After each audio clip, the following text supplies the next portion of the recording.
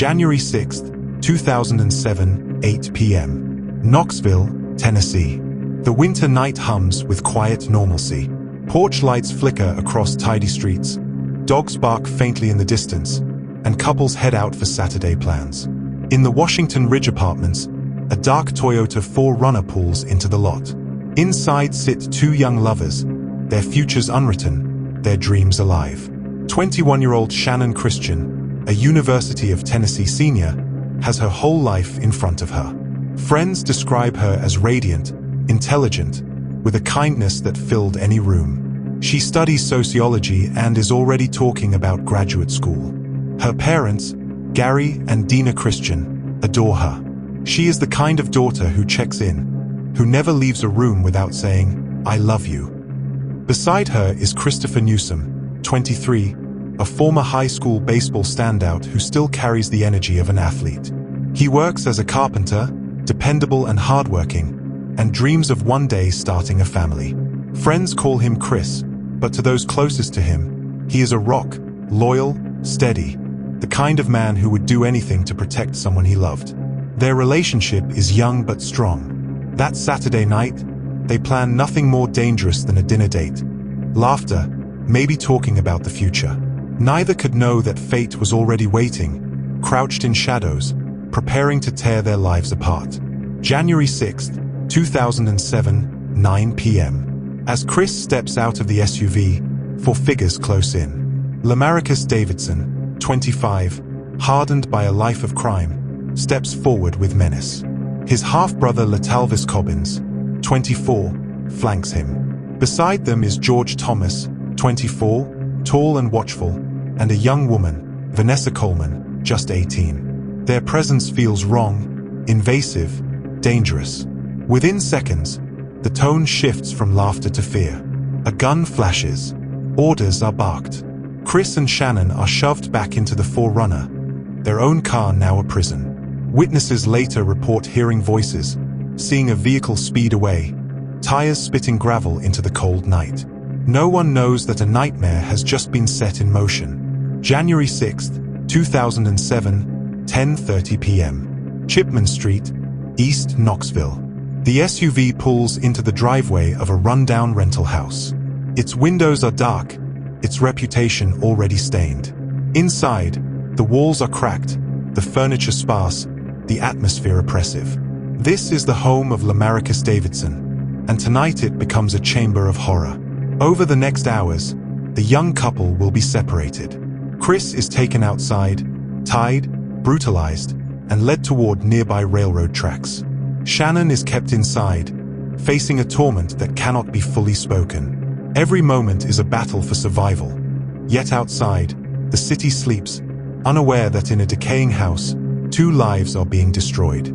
January 7, 2007, morning. At the Newsom household, Chris's absence is already raising alarms. He is not the kind of man to vanish. His parents, Hugh and Mary Newsom, wait anxiously, calling his phone again and again. Hours pass. No response. At the Christian home, the worry grows too. Shannon's friends have not heard from her. Her mother calls and texts, the silence unbearable. Families begin reaching out to one another, realizing both young adults are missing. By late morning, the police are notified. Flyers are printed. Friends drive streets searching for the familiar Toyota 4Runner. January 7, 2007, 12 p.m. On the outskirts of Knoxville, near the railroad tracks, a passerby sees smoke curling faintly from the ground.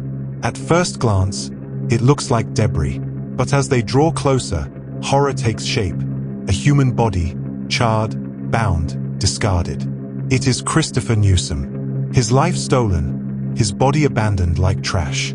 The crime scene rattles even seasoned investigators.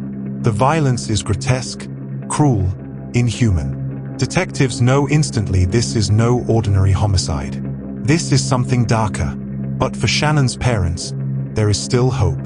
With every hour, they cling to the possibility their daughter might still be alive. That faint hope propels the investigation into overdrive. January 8, 2007, 1:45 p.m. Chipman Street, Tips lead detectives back to Davidson's rental house. From the outside, it looks like any other worn-down Knoxville home. But as officers push through the door, the smell hits them first. It is sharp, sickly, unforgettable. Inside, they find the SUV, Channon's belongings, and evidence of a struggle. In the kitchen, their search ends in a sight that will scar them forever.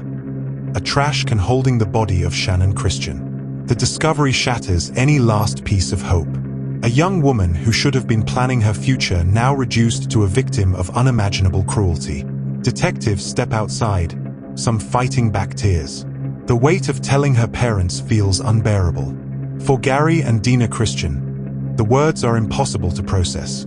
Their daughter, bright, kind, full of life, gone in a way no parent should ever have to imagine. For Hugh and Mary Newsom, the grief of losing their son less than 24 hours earlier now joins in a chorus of shared devastation. Two families bound forever by tragedy. January 9th, 2007, Knoxville. News spreads quickly, first in whispers, then in headlines. Photos of Channon and Chris flood television screens. Their smiling faces juxtaposed against grim words. Abducted, tortured, murdered. The community reels. Candlelight vigils spring up on street corners. Neighbors clutch photos, candles trembling in their hands, whispering prayers into the cold Tennessee air. Behind the scenes, detectives work relentlessly. Evidence ties the case back to Davidson, Cobbins, Thomas, and Coleman. Warrants are issued. Manhunts begin. The suspects scatter, but not for long. Within days, one by one, they are tracked down and cuffed. Their mugshots flash across nightly news. For Knoxville, seeing their faces brings relief, but also fury. How could four people, strangers to Channon and Chris, commit such evil? Why did a night of love and promise turn into one of the darkest crimes the city had ever seen? January 12, 2007, courtroom. The suspects make their first appearances. Davidson glares with arrogance. Cobbins and Thomas avoid eye contact. Vanessa Coleman, the lone female, maintains a detached air, her role in the crime still uncertain, her claims of innocence yet to be tested. For the families, these court appearances mark the beginning of years of torment. Each hearing, each trial, will force them to relive the unimaginable. Each testimony will peel back the layers of what happened inside that Chipman Street house. But in those first days of January 2007, what matters most is this. Two beautiful young lives have been stolen, and Knoxville has been changed forever. The legal battle is only beginning. January 11th, 2007, 9 a.m. Knoxville, Tennessee. 5 days after the murders, Lemaricus Davidson appears in court for the first time. Shackled, head low, his expression blank. The Christians and Newsom sit only feet away, staring at the man accused of orchestrating the horror that destroyed their lives. "Look at me," Gary Christian whispers under his breath, his fists trembling. Davidson never lifts his eyes. The state prepares for a series of prosecutions that will stretch on for nearly a decade. Each name, Davidson, Cobbins, Thomas, Coleman, becomes burned into the public's memory, not just for their crimes, but for what the trials reveal about humanity's darkest corners. October 2008, 8:45 a.m. Knox County Criminal Court. The first trial begins. Lemaricus Davidson sits before a jury of 12, his past as a violent offender laid bare. The prosecution spares no detail, recounting the carjacking at the Washington Ridge apartment complex, Chris's torture and death by the railroad tracks, and Channon's final hours inside Davidson's home. Jurors cover their mouths. Some avert their eyes. Others steal glances at Channon's parents, who sob quietly as photographs of the crime scene are displayed. When the verdict comes, guilty on all counts, Davidson shows no emotion. But in the gallery, Gary Christian's rage boils over. "He should die 1,000 deaths," he shouts, before being escorted out. The judge imposes the death penalty, but for the family, no sentence feels enough. August 2009, 3:15 p.m. Letalvis Cobbins faces his reckoning. Prosecutors call him Davidson's accomplice, his DNA found on evidence inside the house. His taped confession is played, a cold, monotone voice describing Shannon's suffering as if narrating a movie. Jurors weep. The jury spares him death, sentencing him to life without parole. To the families, it feels like mercy where there should be none. December 2009, 10:40 a.m. George Thomas's trial unfolds. He insists he was merely present, but not active. Yet testimony proves otherwise. He moved with the group, shared in the spoils, and stood by as lives were destroyed. He is convicted and sentenced to life without parole. And then comes Vanessa Coleman. May 2010, 11:20 a.m. 18 years old at the time of the crimes, Coleman presents herself as a victim. She claims she was trapped by Davidson's violence, too frightened to stop it. But then prosecutors reveal her diary. Lines written in bubbly teenage scrawl, describing the days of the murders as an adventure. One sentence freezes the courtroom: "I had fun." The families gasp. Dina Christian shakes her head, whispering, "How could she?" The jury convicts Coleman of facilitation, her hands technically clean, though her presence undeniable. She is sentenced to 53 years, later reduced to 35. To the Newsoms and Christians, it is a second betrayal. 2011, a shocking twist. The convictions seem secure until a scandal erupts. Judge Richard Baumgartner, who presided over all 4 trials, is discovered abusing prescription drugs, engaging in misconduct, and ruling from the bench while impaired. His actions force the Tennessee courts to vacate the verdicts. The families are crushed. Wanda Newsom, Chris's mother, faints when told they must endure everything again. Gary Christian paces the courthouse steps, furious. "We have to live this nightmare twice," he tells reporters. Twice. Because of a judge who couldn't do his job. 2012 to 2016, the retrials. Each case is replayed in excruciating detail. Every photograph, every autopsy report, every moment of testimony is revisited. Reporters describe it as a trauma on repeat. The families, forced to sit through the graphic details again, begin wearing memorial pins of Channon and Chris to court each day, a silent reminder of who the real victims are. This time, the outcomes remain the same. Davidson is again sentenced to death.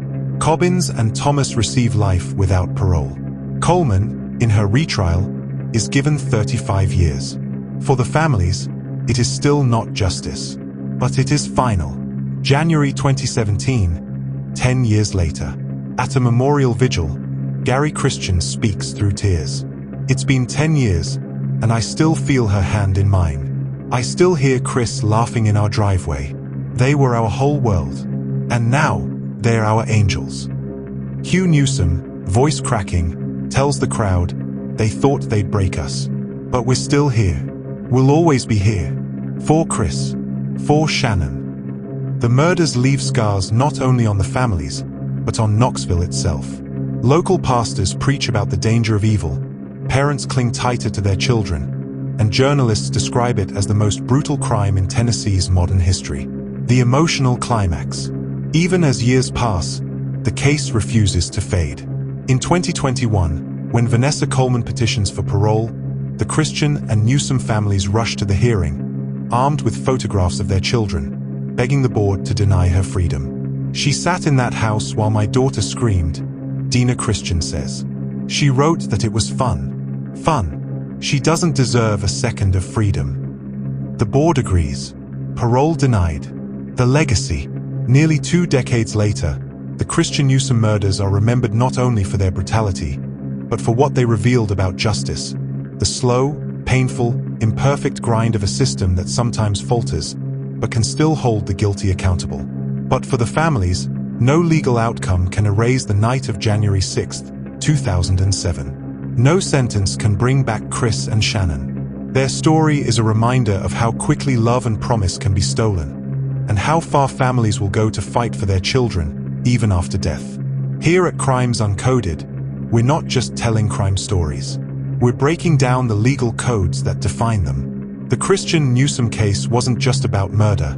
It was about systemic failure, the endurance of families, and the chilling truth of evil. Make sure to subscribe, because next up, the perfect murder, and the law that couldn't touch it.